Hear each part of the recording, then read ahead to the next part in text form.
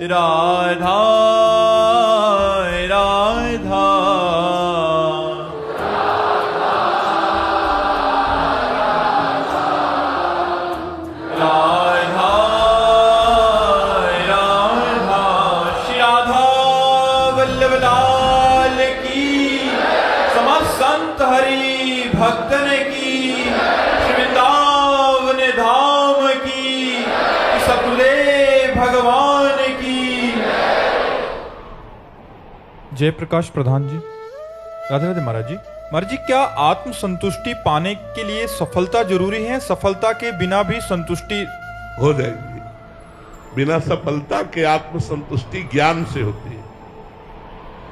एक आदमी बैठा, गंगा जी की शीतल वायु आ रही थी और गंगा जी की तरंगे देख रहा था। उसका दोस्त आया, बोले यार क्यों बैठे रहते हो? बोले क्यों? बोले कुछ करो। करने से क्या होगा? बोले कुछ करेंगे तो धन आएगा। फिर धन से क्या होगा? बोले भोग सामग्री एकत्रित करेंगे। भोग सामग्री एकत्रित करेंगे फिर क्या होगा?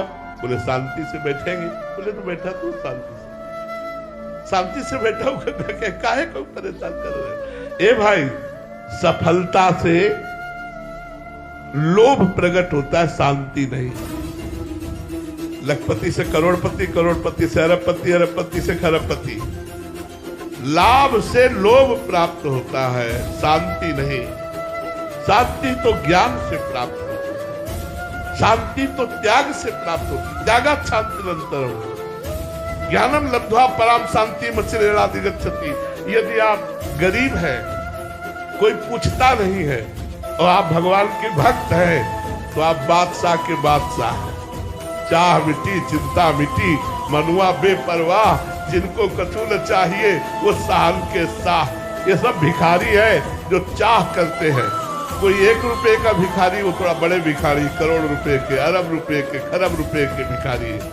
बादशाह तो वो है जिसे कुछ नहीं चाहिए, भगवान से भी कुछ नहीं चाहिए। वो है भगवान का दास, जिसे ज्ञान हो चुका है, जो माया मुक्त हो चुका है, वही तो सफलता वास्तविक है, शांति। और वो प्राप्त होती है भगवान की भक्ति से या ज्ञान मार्ग से। रीता जी मैनपुरी से। राधे राधे महाराज जी। महाराज जी, आपसे सुना है कि श्री जी कुछ नहीं देखती, केवल अपनापन देखती हैं। आपकी कृपा से और श्री जी की कृपा से श्री जी के प्रति थोड़ा सा अपनापन तो आया है, लेकिन ऐसा नहीं कि केवल श्री जी से ही अपनापन है, अन्य चीजों में भी अपनापन बना हुआ है। तो महाराज जी, अन्य चीजों से अपनापन हटाकर केवल और केवल श्री जी के चरणों में ही अपनापन आए, इसके लिए क्या करें? पहले तो प्रार्थना और दूसरा नाम जप।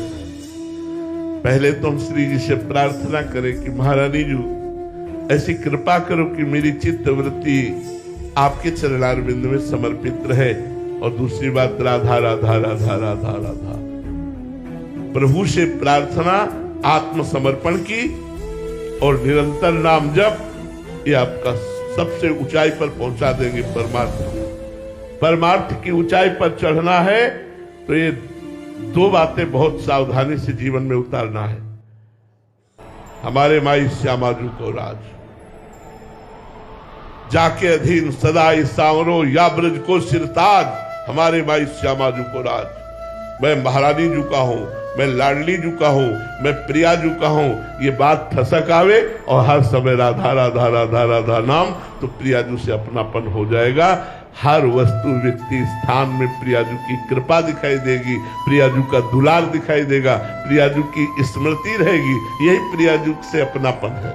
देखो श्री जी की कितनी कृपा मुझे मनुष्य जन्म दिया, श्री जी की कितनी कृपा मुझे वृंदावन में साधु समागम दिया, श्री जी की कितनी कृपा मुझे राधा नाम सुनाया, श्री जी की कितनी कृपा मैं राधा नाम जप रही हूँ, श्री जी की कितनी कृपा के मुझे कहने का अधिकार दिया कि मैं स्वामी लाडली जू की हूँ। ये बात हमारे हृदय में आवे, बार बार कृपा की बात याद करके रोए, श्री जी से अपनापन हो जाएगा। प्रेम जी अलीगढ़ से। गुरुदेव भगवान, सच्चा आनंद या शरणागति जीवन में कब उतरती है, किससे मिलती है? देखो, सच्चा आनंद तो अपने अंदर है, उसकी चाबी है नाम, देते हैं गुरुदेव। पक्का, बिल्कुल पक्का 100%। सच्चा आनंद तिजोरी में बंद है, उसकी चाबी है नाम। जासु नाम भव भेषज झरन घोर त्रिशूल, तीनों तापों का नाश करके परमानंद प्रदान करने वाला भगवान का नाम, और वो देते हैं गुरुदेव। अगर गुरुदेव से नाम लेकर निरंतर जपा जाए और गंदे आचरणों का त्याग कर दिया जाए तो सच्चा आनंद है भगवान, सच्चा आनंद है आत्मानंद, उसी की प्राप्ति होती है केवल गुरुदेव कृपा। जो गुरुदेव का आश्रय नहीं लिए, जो गुरुदेव कृपा पात्र नहीं है, वो चाहे जो कुछ कर ले उनको अनुभव ही नहीं होगा। ये मार्ग इतना भूल भुलैया वाला रखा गया है कि अनुभव में ही नहीं आएगा। माल को चकाचक अंदर है, पर चाबी है नाम। जब तक नाम जप नहीं करोगे तब तक बात नहीं बनेगी। खूब नाम जप करो, बारी मथे घृत होए बरु, सिखता ते बरु तेल, बिनु हरि भजन न भवतरी या सिद्धांत पेल। जब तक भजन नहीं करोगे भाई तब तक आनंद का अनुभव नहीं होगा। आनंद कहीं और नहीं, अपने अंदर है। अगर हमारा मन अशांत है तो मंदिर में जाकर भी हम अशांति ही प्राप्त करेंगे, और मन शांत है तो कहीं भी बैठ जाओ शांति ही शांत है। तो हमें जरूरत मन को शांत करने की है। हमारे आनंद स्वरूप में कभी कमी हुई नहीं, न है न होगी। वो हमारा स्वरूप है जो सच्चिदानंद में आत्म स्वरूप है, उसकी प्राप्ति के लिए नाम जप करो, वही सच्चा सुख है। ये देह सुख, लोक परलोक के सुख, ये सब माइक है। आशुतोष चौहान जी। राधे राधे महाराज जी। महाराज जी, आपसे सुना है कि शरणागति दो प्रकार की होती है, एक बिल्ली के बच्चे की जैसी और दूसरी बंदरिया के बच्चे जैसी। तो महाराज जी, बिल्ली के बच्चे जैसी शरणागति हम भगवान के प्रति कैसे प्राप्त कर सकते हैं? बहुत कठिन है यार। ये बुद्धि चलती है, ये बुद्धि चलती, जब बुद्धि चलना बंद हो जाए, अजात पक्षायु मातरम खगा, जैसे घोंसले में बैठा हुआ पंछी का बच्चा जिसके पंख नहीं निकले, वो केवल माँ की बाट जोता है, ऐसे ही जो केवल भगवान की कृपा की बाट जोता है। मुझे कुछ नहीं पता, राधा राधा राधा, मुझे क्या करना है मुझे नहीं पता, कहाँ जाना है मुझे नहीं पता, मेरा लक्ष्य मेरा सब कुछ श्री जी है। अब श्री जी जाने, बस राधा राधा। जो गुरु ने पकड़ा दिया वो पकड़े राधा राधा हुए। तो उसकी आध्यात्मिक उन्नति, जैसे बिलैया अपने बच्चे को मुंह में दबाकर स्थान परिवर्तन करती, ऐसे आध्यात्मिक उन्नति उसकी भगवान करते हैं। पर वो केवल नाम जप करते हुए भगवान के आश्रित रहता है, अपनी बुद्धि नहीं चलाता।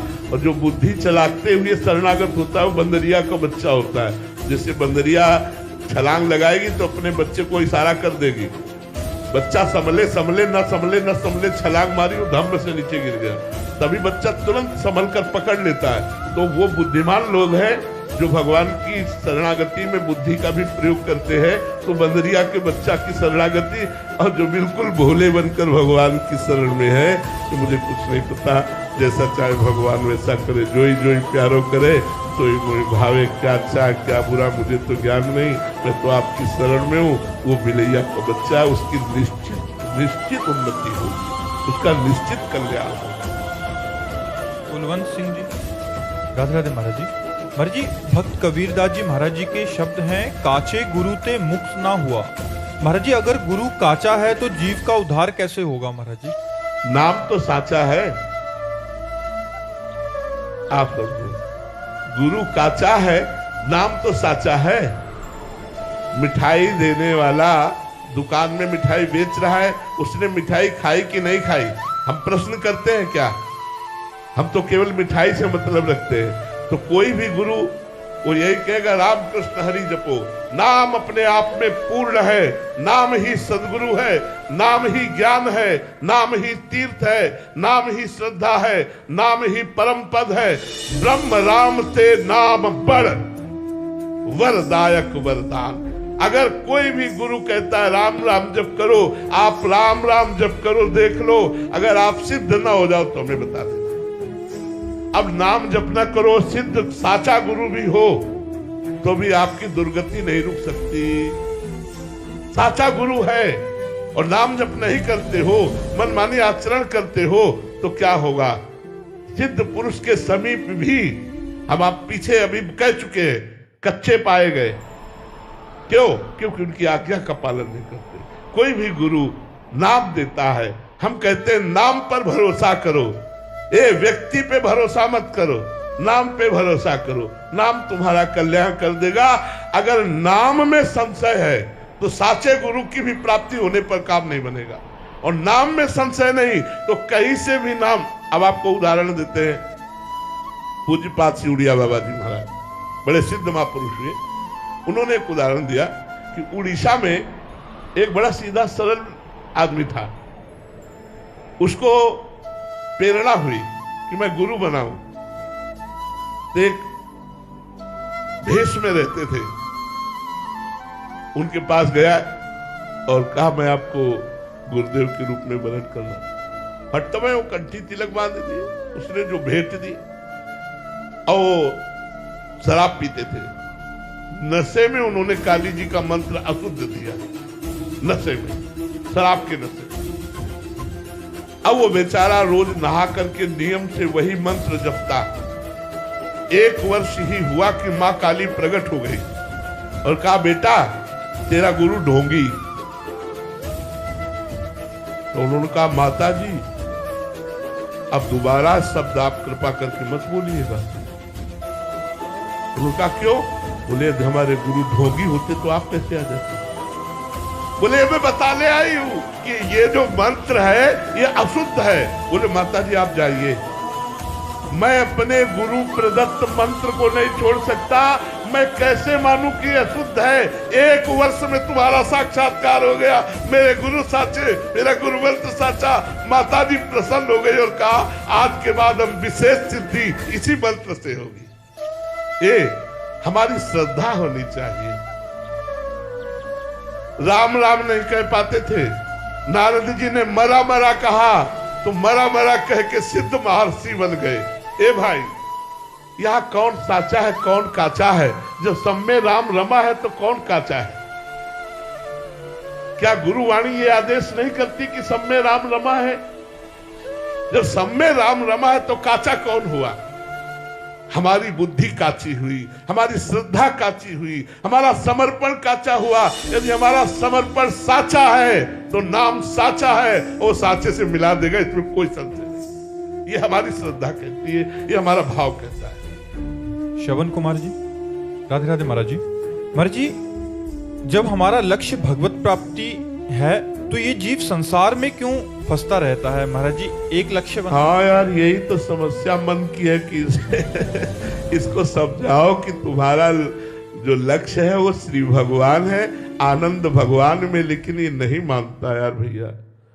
इसको लाख समझाओ कि परमानंद भगवान में है, शास्त्र कहते हैं, गुरु कहते हैं, लेकिन कहता नहीं। कभी रसेंद्री, कभी जनेन्द्री, कभी नेत्रेंद्री, कभी श्रवणेन्द्री, कभी घ्राणेन्द्री, शब्द स्पर्श रूप रस गंध मना खष्टान इंद्रियाणी प्रकृति स्थान करसती। ये प्रकृति की तरफ प्रवाह इसका हो गया भैया। वही महावीर है जो परमात्मा की तरफ इसका प्रवाह कर दे, अभ्यास के द्वारा, गुरु कृपा के द्वारा। लाख समझाओ, समझाने के बाद जब ये गलती करता है तब भी समझाओ कि देखो तुमने भोगा, इसमें सुख है क्या। पर वो फिर दूसरे घंटे में नई रचना के लिए तैयार है, नए ढंग से भोगने के लिए तैयार है, नए शरीर को भोगने के लिए तैयार है, नई वस्तु को भोगने के लिए तैयार है। इसी से हमारी दुर्गति होती गई। सत्संग के द्वारा, नाम जप के द्वारा, शास्त्र स्वाध्याय के द्वारा, पवित्र सात्विक भोजन के द्वारा हम इसको सुधार सकते हैं। और ये अगर लग गया भगवान में तो बाजी जीत गए। भोगों से हटाकर भगवान में लगाना ही तो साधना है। अब ये साधना तो करनी पड़ेगी, पर है बड़ा बेईमान। ये हमने देखा है। हम अपनी बात कह रहे, संतों से बात सुनी जाती, उनके अनुभव की बात। 23 घंटे इस पे चढ़े रहो, 23 घंटे, 24वें घंटे में 5 मिनट के लिए छूट दे दो। क्या 23 घंटे से तो भजन और साधन 5 मिनट में इतनी खुराक इकट्ठा कर लेगा कि अगले 23 घंटे भजन नहीं होने देगा। बहुत बेईमान मन है। बड़े कृपा पात्र जन है वो, जो अपने मन को श्री भगवान में लगा रहे हैं। इसलिए संतों की चरण रज, संतों की चरण वंदना, संतों की कृपा, यही हमारा सहयोग कर सकती है, जो हमारा मन भगवान में लगे। इसलिए सत्संग करो, नाम जप करो, शास्त्र स्वाध्याय करो, पवित्र भोजन करो, कुसंग का त्याग करो, इसी से मंगल हो जाएगा। परमार्थ मन की असंगता का नाम। परमार्थ का स्वरूप ही है मन की असंगता। अगर मन हमारा किसी व्यक्ति, वस्तु, स्थान, किसी इंद्रियजन्य भोगों के सुखों में है तो उसे सांसारिक पुरुष कहते हैं, परमार्थिक पुरुष नहीं कहते। परमार्थिक पुरुष उसे ही कहते हैं जिसने अपने मन को वस्तु, व्यक्ति, स्थान से हटाकर सावै मनः कृष्ण पदारविंदे, मन मना भव। भगवान ने मय्येव मन आधत्स्व मयि बुद्धि निवेश है, भगवान आदेश करते हैं। यदि आप गृहस्थ धर्म से चलते हैं तो अपने संपूर्ण परिवार को, संपूर्ण कर्म को, संपूर्ण धन वैभव को भगवान के श्री चरणों में समर्पित करके सेवक की भांति भगवान का स्मरण करते हुए पूरा जीवन अधर्म रहित होकर व्यतीत करें तो आपको भगवत प्राप्ति हो जाएगी।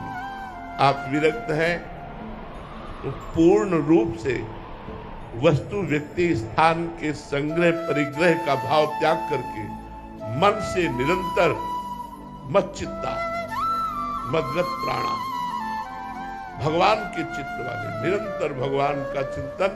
एक भी वृत्ति यदि भगवान के चिंतन से रहित विषय चिंतन में गई तो हमारी विरक्ति कलंकित हो गई।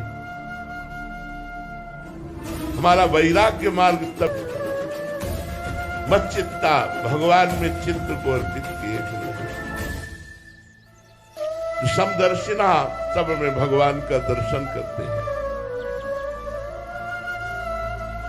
एक एक वृत्ति भगवदाकार जिसकी है वही परमार्थिक पथिक है, धोखा है।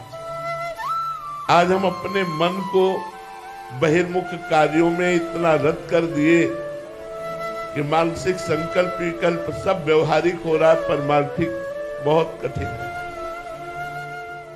इसीलिए हम सबसे प्रार्थना करते हैं, एक एक श्वास में कई कई नाम जप करने की आप वृत्ति धारण करें, सब ठीक हो जाएगा। परमार्थ को धारण करना बहुत कठिन है। मुसी मार्ग के पथिक हैं, उसका अनुभव कर रहे हैं। जैसे चंचल हिरन को बहेलिया पकड़ता है तो विश्वास नहीं रखता, अगर जरा भी छूट पा जाए तो भाग जाएगा। ऐसे ये मन जरा भी छूट पाता है तो स्त्री में, धन में, भोगों में, मान प्रतिष्ठा में ये भाग जाता है। अभ्यास योग युक्तेन चेतसा नान्यगामिना, जो ऐसा अभ्यास करते हैं कि चित्त कहीं और जाए ही ना, एकमात्र श्री भगवान का सुमिरन करते हुए अपने कर्तव्य कर्म को करता रहे। कर्म बाधक नहीं है, कर्माशक्ति फलाशक्ति बाधक है। अगर सुख दुखे समय कृत्वा लाभा लाभो जया जयो भाव से हम कर्म करें और भगवान को समर्पित कर दें और नाम जप करें तो चाहे गृहस्थ हो चाहे विरक्त हो, निश्चित भगवत प्राप्ति है। और ये भगवत प्राप्ति करना ही मनुष्य जीवन का परम लक्ष्य है, परम लाभ है। यदि भगवत प्राप्ति नहीं हुई तो बहुत बड़ी हानि हो जाएगी। ये हानि पता नहीं किस कल्प में अवसर मिलेगा हमको। युग की बात नहीं कहता, भगवान ने कृपा करके हमें ये दुर्लभो मानुषो देहो दिया है, पर देही नाम क्षण भंगुरा, कभी क्षण में नष्ट हो जाएगा। इसमें हमें भगवत प्राप्ति करनी है। अगर हमने भजन नहीं किया, मनोरंजन में हम अपना समय व्यतीत कर रहे हैं तो रोग, दुख, विपत्ति, संकट, मृत्यु ये हमारे ऊपर शासन करने के लिए तैयार है। कभी भी कुछ भी कहीं भी हो सकता है। इसलिए सबसे प्रार्थना है, नाम श्वास दो बिलक चलत है, इनको भेद नमो को भावे। श्वास ही नाम, नाम ही श्वासा, नाम श्वास को भेद मिटावे। एक एक श्वास में कई कई बार राधा राधा राधा, कृष्ण कृष्ण कृष्ण, राम राम, हरि हरि, जो नाम आपको गुरु जी ने दिया है। श्वास श्वास खूब नाम जप करो और मन से लड़ो, दुलार मत करो। प्रायः हम मन से लड़ नहीं पाते। अगर लड़ने की कोशिश करते हैं तो इतना जलाता है कि हम हार करके दस्तखत कर देते, वो जो चाहता है वही हम करने लगते। इसी से हमारा पतन हुआ है, इसी से हमारा जन्म मरण हुआ है। अब हमको एक बार गुरुदेव की कृपा बल से इस मन से लड़ना होगा, इस मन को विपरीत मार्ग से बचाना होगा। और मन को यदि भगवान में लगा पाए तो भगवान ने कहा है, निवशिष्य मयि एव अतोर्ध्वं न संशया। यदि मयि एव मन आधत्स्व मयि बुद्धिम निवेशत, मेरे में मन बुद्धि लगा दोगे तो तुम मेरे में ही निवास करोगे, इसमें कोई संशय नहीं। इसलिए सबसे प्रार्थना है, खूब नाम जप कीजिए। महाराज जी, इसमें एक प्रश्न है महाराज जी, जो आप अभी बोले कि साधक मतलब मन को मारना पड़ेगा, एक बार तो करना पड़ेगा। महाराज जी, क्या साधक के अंदर एक भावना ये रहती है कि हम लगे कोई ऐसा चमत्कार होगा कि एकदम ऐसा होगा कि हमारा हृदय का परिवर्तन हो जाएगा? महाराज जी, इस वृत्ति कोई चमत्कार नहीं होगा, कोई भूल में न रहे। बड़े बड़े सिद्धों के पास रहने वालों को साधन विहीन देखा गया है। साधन विहीन क्यों? क्योंकि वे उनकी प्राकृतिक भोग सामग्री का भोग करते हैं, आंतरिक साधना में उनकी आज्ञा का पालन नहीं करते। इसलिए सिद्ध महापुरुष के पास रहते हुए भी वो परमार्थ विहीन देखे गए हैं। आज्ञा का पालन करने वाला लाखों कोस दूर होकर वो गुरुदेव की आज्ञा से साधना में अग्रसर होता है, और गुरुदेव के समीप रहने वाला, उनकी प्राकृतिक वैभव का भोग करने वाला, उनकी आज्ञा का उल्लंघन करके वो आगे नहीं बढ़ पाता है। इसलिए आज्ञा पर चलना ही परमार्थ का स्वरूप होगा, वो मानना ही पड़ेगा। ऐसा कोई चमत्कार नहीं है, नहीं है, नहीं है कि हम तुम्हें छू दें और तुम बदल जाओ, हम संकल्प करें तुम बदल जाओ, ऐसा नहीं है। ऐसा हो तो ऐसे ऐसे करुणा में सिद्ध संत हुए कि पूरे विश्व को भगवत दर्शन करा दे। उनका हृदय चाहता है सबका कल्याण हो जाए। कौन संत ऐसा है जो ये नहीं चाहता कि कल्याण हो जाए? पूरा दिन घूम रहे हैं इस बात के लिए कि जगत का मंगल हो जाए, जगत का कल्याण हो, सब लोग धर्मात्मा बने, गलत आचरणों से बचे। संतों को देखो ना, तो संत इसी में तो लगे हुए हैं, लेकिन उनके बदलने से नहीं बदलेगा। आपको बदलना होगा अपने आप को। यदि आप उनकी बात नहीं मानोगे, उनकी आज्ञा के अनुसार नहीं चलोगे, तो लाख उपदेश दे दो सब व्यर्थ चला जाएगा, लाख प्रयास कर दो सब व्यर्थ चला जाएगा। आप कृपा करो। 3 कृपा होती है जीव के उद्धार के लिए। पहली कृपा होती है हरि कृपा, जो हमें मनुष्य जन्म और साधु संग देती है। दूसरी कृपा होती साधु कृपा, जो हमें हरि नाम और साधना देती है। तीसरी कृपा होती है अपनी कृपा, जो हम गुरु ने साधना दी उसके अनुसार चले तब हम भगवत प्राप्ति कर पाते हैं। तो प्रायः गुरु कृपा है, हरि कृपा है, लेकिन हमें हमारी अपने ऊपर कृपा करनी चाहिए। अब हमें भजन में लगना चाहिए। सांसारिक कार्य करते हुए भगवान का नाम जप किया जा सकता है, सांसारिक कार्य धर्म में किया जा सकता है, पापाचरण का त्याग किया जा सकता है, बिना शराब पिए बिना मांस खाए जिया जा सकता है। ऐसे पापाचरण क्यों करते हो जो तुम्हारी दुर्गति करे? इसलिए सतमार्ग के आदेश का पालन करना ही सतमार्गी है। वो चाहे लाखों कोस दूर रहता हो, अगर वो आज्ञा का पालन नहीं करता तो समीप रहते हुए भी वो खाली रहेगा, दीपक तले अंधेला रहेगा, चाहे जितने बड़े सिद्ध पुरुष के पास हो। ऐसा चमत्कार कोई नहीं कि हम छू दे या तुम छू दो तो किसी का परिवर्तन हो जाए, ऐसा नहीं। गलत ढंग, गलत वार्ता, या ऐसा कभी नहीं हुआ, ऐसा कभी नहीं हुआ। और जिन पर हुआ वो भजनानंदी संत रहे, जिनको छुआ वो भजनानंदी और जो छूने वाले वो दोनों भजनानंदी रहे, तब बात बनी। पंडित अतुल उपाध्याय जी, राधे राधे महाराज जी। महाराज जी, मैं चित्रकूट धाम से चरण सेवक हूँ, वहाँ कामाता नाथ भगवान का। महाराज जी, अमावस्या के दिन लाखों लोग चित्रकूट आते हैं। कोई अपराध धाम में आकर भक्तों से हो जाता है तो उसका निवारण कैसे हो? एक होता है अनजान में किया हुआ अपराध, अनजान में अपराध, और एक होता है जानकर किया हुआ अपराध। जानकर किया हुआ अपराध धाम का वज्र की लीक के समान होता है, उसे भोगना पड़ता है, बड़ा भयानक होता है। इसीलिए जैसे संसार में पाप बन जाए तो तीर्थों में चले जाए, तीर्थावगान करे तो पाप नष्ट हो जाते हैं। तीर्थों में पाप हो जाए तो प्रयागराज तीर्थराज है, संगम त्रिवेणी, वहां स्नान करने से पाप नष्ट हो जाते हैं। तीर्थराज प्रयाग में यदि पाप बन जाए तो भगवान की पुरियां हैं, सप्त पुरियां हैं, अयोध्या, मथुरा, काशी, कांची, अवंतिका पुरी, द्वारावती आदि। इन पुरियों में जाने से पाप नष्ट हो जाता है। पुरियों में पाप नष्ट हो तो फिर धाम, जैसे भगवत धाम वृंदावन, भगवान का परम पावन, अगर धाम में अपराध बन गया तो फिर ये वज्र की लीक हो जाता है। अनजाने में अपराध होना, जैसे हम चल रहे, कोई चींटी मर गई, किसी जीव को कष्ट हो गया, तो अनजाने की बात भगवान क्षमा कर देते।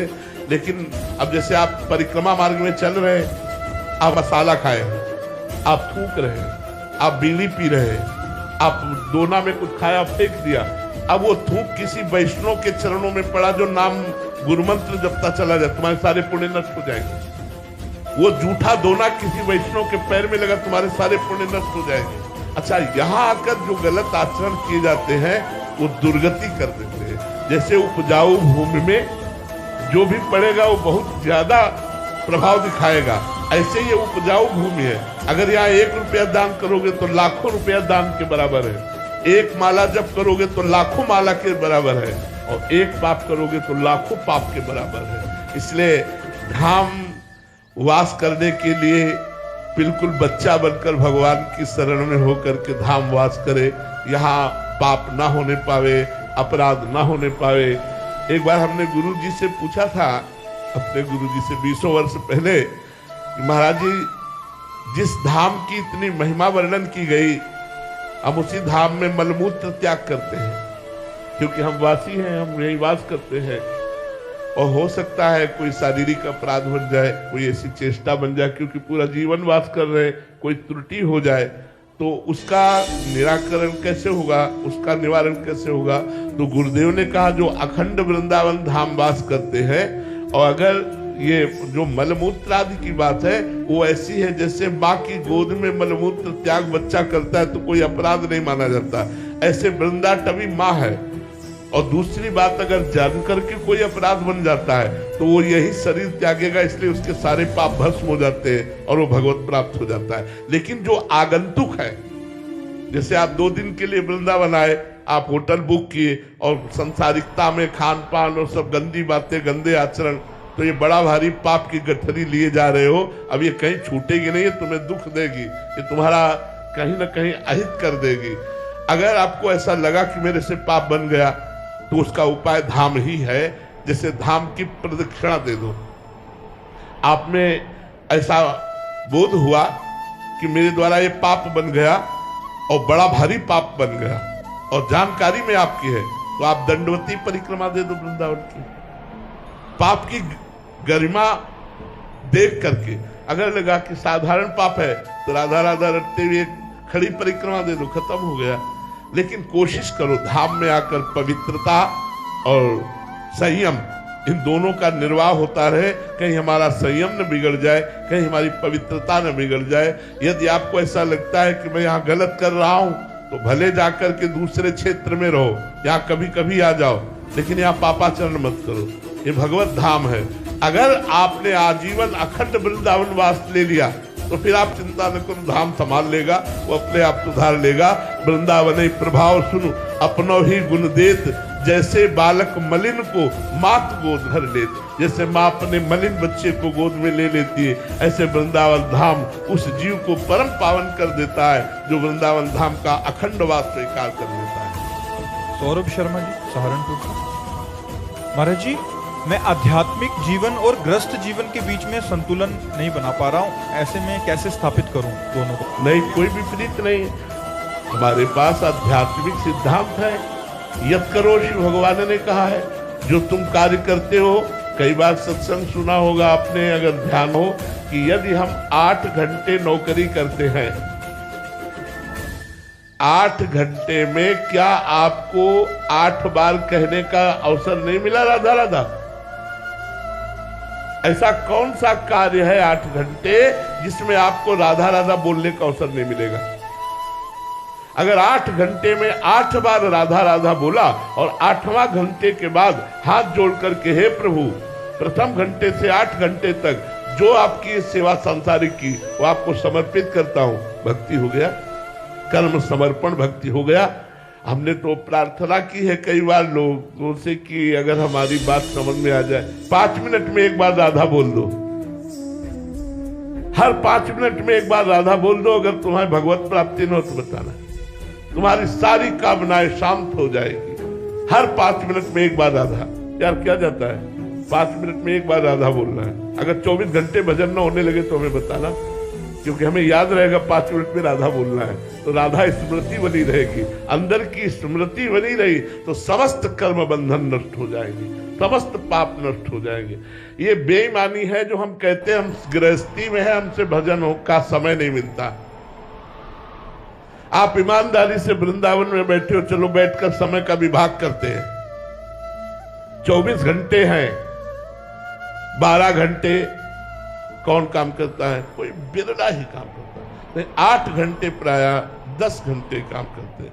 हम 12 घंटे आपको काम के दिए, कार्य के 12 घंटे कार्य के दिए, 6 घंटे सोने के दिए, 12 6 18, 2 घंटे भोजन के लिए दिए, 18 19 20, 1 घंटे मनोरंजन के लिए दिए, 21, 3 घंटे बचे। बोलो 3 घंटे भजन दोगे? भजन में दोगे हमें? अगर 3 घंटे तुम हमें भजन में दो तो तुम्हारा मंगल ना हो जाए, वृंदावन में बैठ के कह रहे तो कहना। अब बोलो, आप समय को व्यर्थ करते हैं कि नहीं? आप समय को नष्ट करते हैं कि नहीं? अगर आप ईमानदारी से समय को प्रयोग करें तो हम 12 घंटे आपको काम के लिए देते हैं, 6 घंटे सोने के लिए देते हैं, 2 घंटे भोजन के लिए देते, 1 घंटे मनोरंजन के लिए देते, 3 घंटे तो फिर भी बचे ना। चाहे विद्यार्थी हो, चाहे किसान हो, चाहे व्यापारी हो, चाहे नौकरी करते हो, कोई भी हो, 3 घंटे भजन में हमें दे दो। 3 घंटे भजन करो, देख लो तुम्हारा जीवन कहाँ उठ के जाता है, तुम कितनी ऊंचाई पर पहुंच जाओगे। अगर हम तैनात भी हैं तो हमारा मन खाली राधा राधा राधा राधा क्या चला गया। मान लो हम 12 घंटे तैनात हैं तो हर समय हमारा दिमाग कहाँ होना चाहिए? राधा राधा। ड्यूटी में, अरे यार भजन करना हो तो हर समय आप भजन कर सकते हो। कंप्यूटर में काम किया, 5 मिनट बाद बोला राधा, फिर काम किया बोला राधा, अरे आनंद आ जाए यार। कैसे बैलेंस बिगाड़ रहे हो अध्यात्म और गृहस्थ का? ये आपकी कमजोरी है। आप इस कमजोरी को छोड़िए और अध्यात्मवान बनते हुए गृहस्थ में चलिए। नाथ सकल संपदा तुम्हारी, मैं सेवक समेत सुत नारी। बहुत बढ़िया गृहस्थ धर्म का पालन हो जाएगा।